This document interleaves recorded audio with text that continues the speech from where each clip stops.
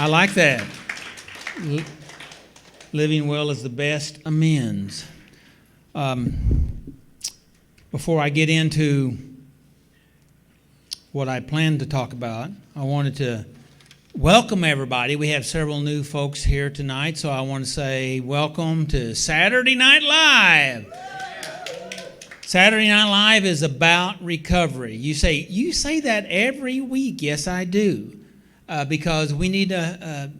You have told yourself a lot of things throughout your years, and most of them haven't been anything about recovery. Correct? And if it was, sometimes it was harsh or ugly towards yourself.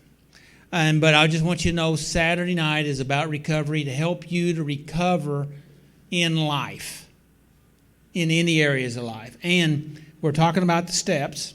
And I really enjoyed your step information there, Kim. And I wanted to read. I was waiting for you to read this sentence out of the step guide, and I'm going to read it. And then I thought, well, if you don't read it, Paul's probably going to read it.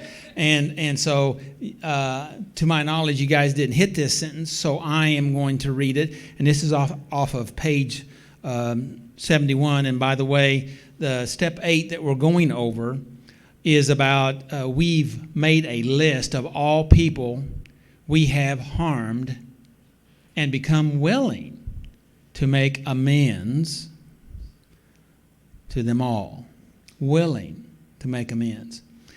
And part of, and really the kind of the touching part of your testimony, or actually your step testimony, a little bit, which is good, not a problem, is that we start getting better and we don't really realize all the damage that we've done. And then we get upset because now we're getting better, and now we realized what we, as Zach said, we don't, now we know what we don't know. And isn't that what recovery is about? Is to help us to establish those lines of communication, right, with others and with ourselves. And there's one more, if I remember. Well, who was that? God. I'm just playing with you a little bit. But so we open up these lines of communication, and it's not to cause you pain, even though it is painful, right? Right? It's not to cause you pain, but it is painful. But it's to help you to heal. And when you know about it, and then you go ahead and take personal responsibility and deal with it, that's when healing can come in. Have you ever noticed that anytime you've gone through any type of healing, whether it's physical, mental, or emotional healing, it always involves pain? So healing is painful. Does that mean we shouldn't do it? No, we need to heal, right?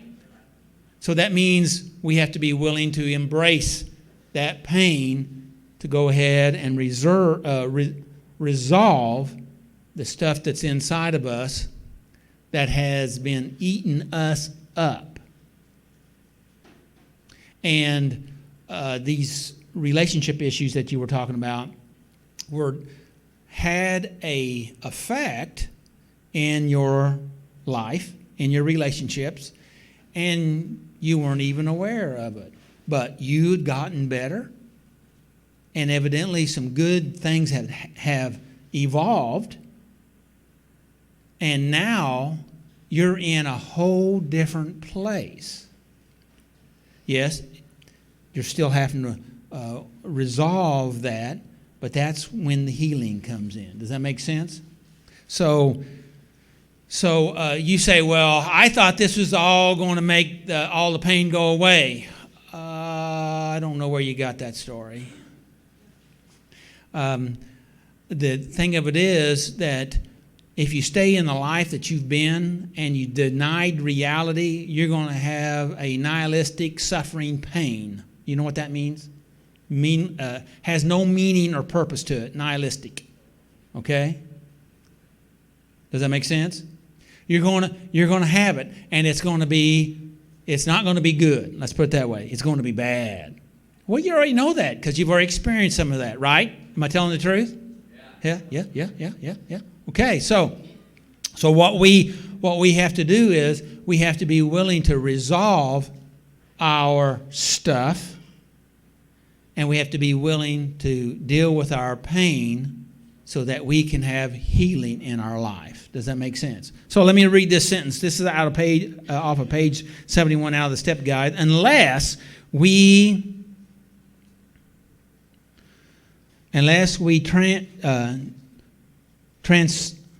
transcend our own hurts and have mercy on others. Okay, we're always wanting mercy on us because we messed up. Now we want to be, but the fact of it is, to the degree we're able to have mercy on others, is to the degree we will receive mercy. Do you accept that? And he said, and that we'll have mercy on others who have hurt us. We will remain in the prison of our addiction. If we're not willing to give that mercy, if we're not willing to transcend, then we will be stuck in our own self-imposed prison. Are we getting that? Is that too much? No? Okay. Lasting recovery, the last sentence of this paragraph, lasting recovery and serenity will continue to elude us. That is, if we don't allow ourselves to process through that. Does that make sense? It's hard because our natural tendency is to avoid pain and seek pleasure, but that's how we got to where we have been, right? Thank you. Everybody else was agreeing, but, at least you you voiced it. I appreciate it. So we've been talking about, I'm transcending here, we've been talking about, and there were some other things on step 8, but I think we'll hold on it. We've been talking about how do you get to be the best version of yourself. Has anybody been thinking about that?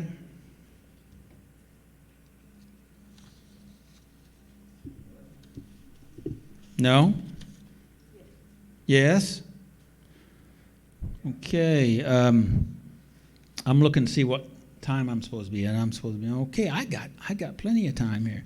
All right. So we've been talking about how to be the best version of yourself, and some things that I want to talk about here. There's a sheet back here in the back, and I'm going to start with item number B. On that list, and it says how to be the best version of yourself, and that is to master your thinking. Master your thinking. I'm going to ask a tricky question here, okay? Do you think you've mastered your thinking? That's a tricky question. Yeah. Well, the trouble is we don't even realize how much we do in our life that we don't even think about.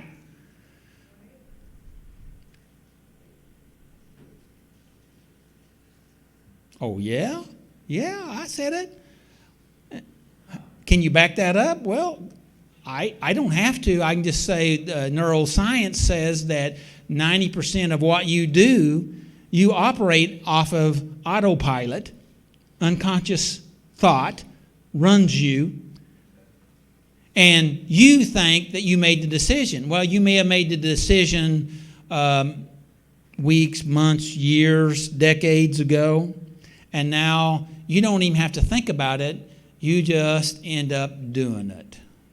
Have you ever found yourself walking into, let's say, I've heard this story here, so I'll just use this, walking into a convenience store and going to the department that sells alcohol and you have one in your hand before you even think about it?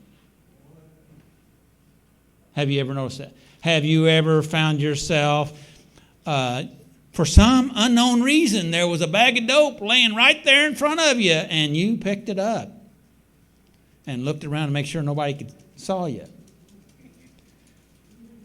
Yes? Or somebody looked at you in a way, let's just put it in a way. Anybody, you know the way? In a particular way, and you automatically responded without any hesitation. Do you know what I'm talking about? You looking at me, Doug? Are you looking at me? No. But so the thing of it is, we must master our thoughts. That's what we're talking about. And I know that I've pretty much been very negative here about talking about how out of control our thoughts are, and we think that we're in control, but the fact of it is, you ought to think about what you've been thinking about and ask yourself, did I choose to think that, or did that thought just push its way into my world? Or have I always believed that? Now, some things I worked on many years ago, things that I believed them, so I didn't even try to even deal with them because I believed them. And then I realized I needed to deal with them because what I had believed was information that was a lie. Has anybody ever come across any of that? Yeah. And you don't know what you don't know until you become aware of it. And then when you become aware of it, then that's when you get a chance to deal with it. You get to make a choice. Do I or don't I? Do I go ahead and stay in this unreal fantasy of this pretend that I have, these thoughts? Or do I go ahead and accept reality, take responsibility, and make a choice that may be hard and challenging or maybe even painful, but be healthy? Oh, is that a lot? That is a lot. That's a lot to push off into. But the fact of it is, what will happen if you don't? There's something. You'll continually go down the spiraling cesspool into what I call septic city. Anybody here enjoy swimming with the biological matter in septic city? How do you like that terminology? That's what I was talking about. So,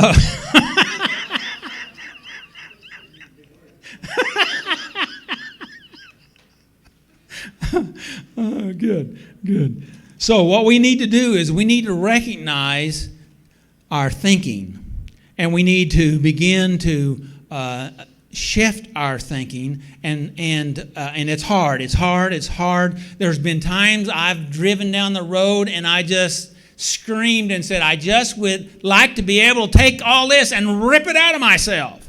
Anybody ever felt like that before? And then I remember the day I did that, then I thought, no, if I did that, then there wouldn't be anything left. And then I realized, no, let's go ahead and get it on out. Okay?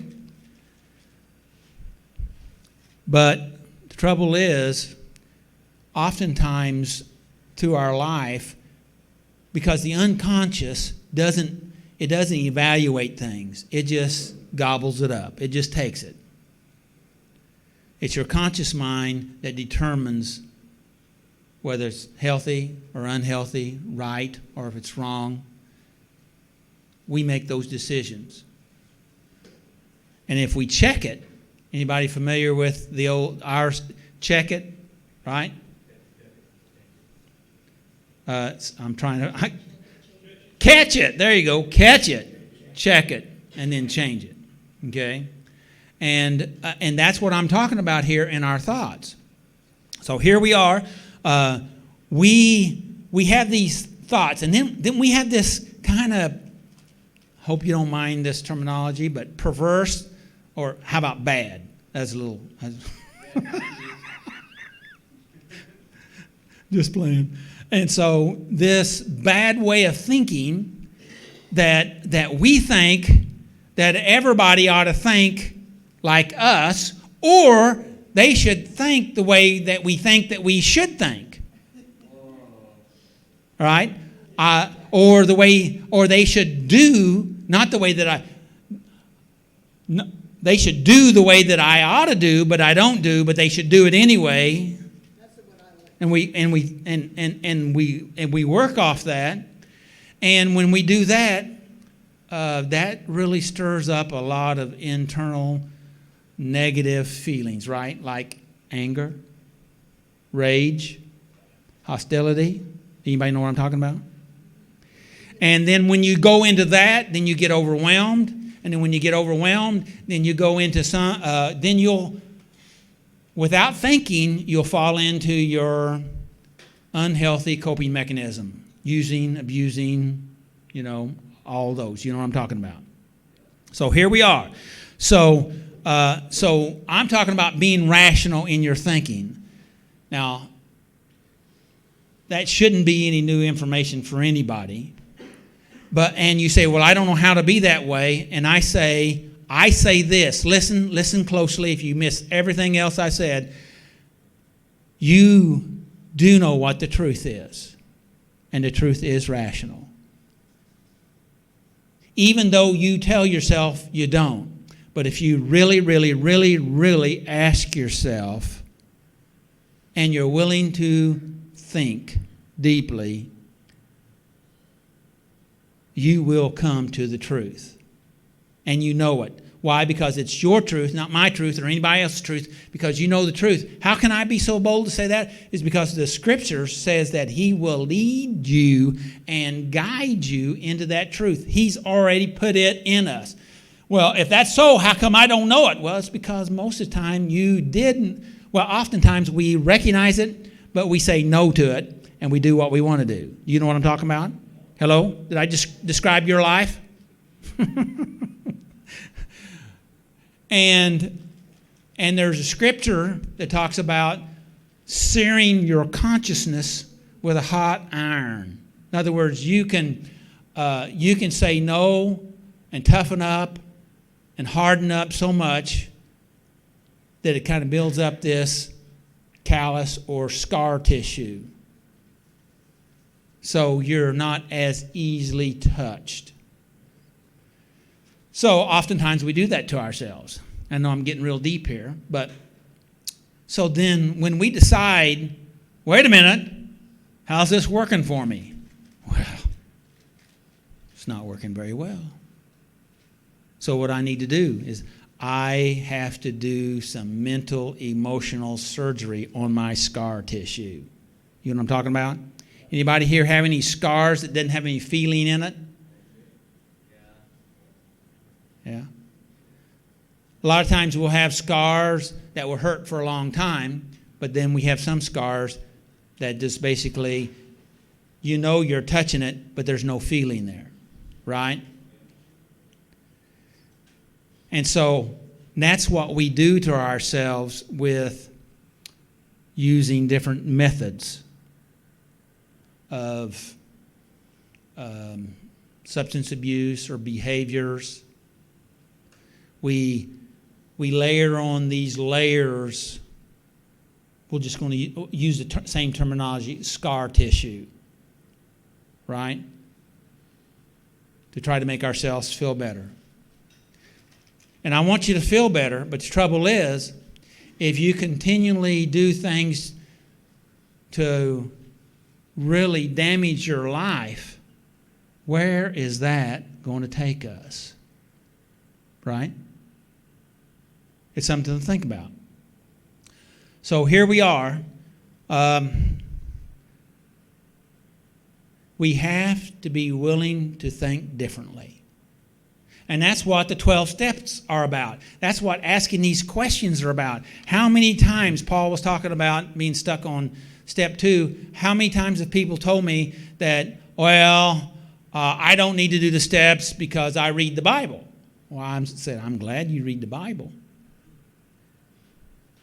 But the trouble is, oftentimes we don't have a disciplined process to help guide us through that information. And with the steps and the step guides that we have, it brings together the scriptures and the 12 steps and the questions, and to help you to work through your stuff. Because there's a reason why you ended up in a mess. Yes, life is messy, but you made a choice, right? Well, it's not my fault, it's their fault. There may have been some circumstances that affected you, but you still end up making a choice somewhere along the line, right? To try to survive, which we want you to survive, or to avoid the pain. And you may need to avoid the pain for a period. But when you deal with your pain, if you go ahead and deal with the core issues, because reality is substances or behaviors, even though they're a problem, they're not the primary problem. There is a core issue in there that we've covered up underneath that scar tissue. Does that make sense? Yes? Well, I think when we get stuck in a lie that we don't have a choice. Yes? We can't help what we're thinking about Yes? because it just happens. You can't. But that's a lie. That's right. It's a lie that I can't help what I'm thinking about. Okay, I'm mad at somebody. They did something to me, and I'm going to practice being mad at them. Right? Isn't that what we do? We practice being mad at them. Anybody here ever practice being mad at somebody? And the more you practiced it, the better you got at it, right? And how did that work out for you? Actually, I found joy upsets a lot of people if you have joy in your life because Yes. they can't get to you anymore. Well, you're not as easily manipulated or pushed around when that's going on, and that's one of the things that frustrated the religious leaders in Jesus' day, is because they couldn't find anything in him, okay, to push him around, and that made him a threat. And so my point here is that we have to think about what we're thinking about. And I know this is kind of tough stuff. I was going to talk about a deal in quantum physics about superposition. To explain superposition is that in quantum physics, that says that when you come up to a decision, you believe, most of us have believed in the past, if not still, that we only have one choice. Superposition says there are eons of choices. There are healthy choices and unhealthy choices, right? And in that moment you get to make a choice. Well, no, but string theory is a part of physics. But this is quantum physics. So I guess in a sense, in reality, David, everything has something to do with quantum physics. when you back up and look at it, because it's in everything. So my point here about superposition is that when you believe you only have one choice, you're absolutely wrong. Now, you only get one choice in that particular moment, but you have multiple choices. And so that means we have to change our thinking. We have to shift. And because if we think, the bottom line here is, I'm winding down, so I got about 3 closings here, so this is my first one. We have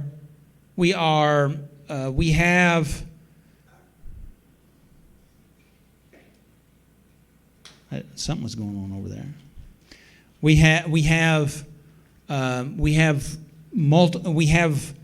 one choice, and we need to make this choice. And that when we make that choice, then that affects how things go. Now, spiritually speaking, recognizing that is faith. And doing that is faith. And I was getting ready to say before I got sidetracked there that it is a victim mentality to believe that you are limited to just one choice. And victim mentality is so, yes. And we fall into victim mentality and we don't even realize it. But see, that's a way of thinking. And the rest of the story is how you think determines how you feel. And how you feel determines how you behave. Does that make sense? I think I'm going to, well, I said I had 3 closings. So, I'm going to jump down here and say, we really need to love ourselves. That's a decision. You need to love yourself. You need to be your best friend. You need to treat yourself better than anybody else. Okay, you say, well, that's selfishness. No, that's taking personal responsibility for yourself. Because you can't give love if you don't have love for yourself. Okay? So we need to love ourselves. Here's a big one. We need to forgive ourselves. In step 8, this particular section that Kim was reading, it was talking, Paul was instructing them that this guy messed up so badly that the church had to separate him for a short time. And the church was displeased with his behavior. Anybody here ever been displeased with your behavior? Okay. Never? Yeah. And it probably wasn't lying or anything like that, right?